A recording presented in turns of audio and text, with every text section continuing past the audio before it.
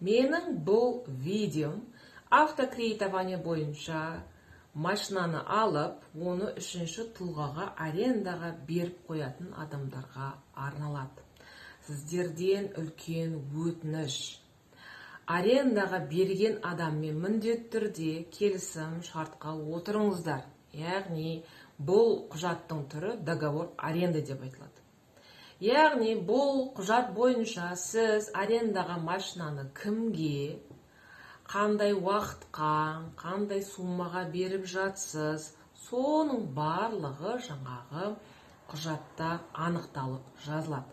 Егер сізбен жаңағы үшінші тұлғаның ортасында бұндай договор аренда болмайтын болса, ол үшінші тұлға сіздің машинаңызбен жаңағы аварияға түсіп қалатын болса, ДТП-ға түсіп қалатын болса, крайне сіз боласыз. Неге? Өйткені машинаның иесі сіз. Үшінші тұлғаға не үшін машинаны бердіңіз, қандай жағдайда бердіңіз, ол уже ешкімді қызықтырмайды. Сондықтан да бұл жерде жаңағы водитель ДТП бойынша прав, не прав деген сияқты әңгімелер болған кезде, егер де ол жаңағы жүргізуші ДТП жасаған болса, ол кінәлі болып табылатын болса, сізден басқа бір адам жаңағы шығын келтірген машинаның пайдасына сізден суммалар өндіріліп алынады.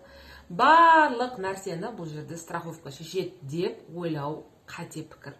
Өйткені страховка көбінесе ДТП бойынша кім виноват? Соған байланысты болады, және де страховканың түрлері болады. Каска болады, немесе ГПО болады деген сияқты. Соның барлығына мән беру қажет. Сондықтан да жаңағыдай машинаңызбен ДТП-ға түсіп, үшінші тұлға ДТП кезінде қашып кететін болса, ол жерде уже қандай жаңағы заң бойынша қандай шаралар қолданылатынын сіз менен гөрі өте жақсы білетін шығарсыз. Сондықтан да бұл нәрсенің барлығына мұқият болу керек. Өйткені қазіргі таңда осы автокредитование бойынша машиналарын басқа біреуге арендаға беріп қойғандар көбінесе өздерінің машинасынан айырылып қалып жатыр.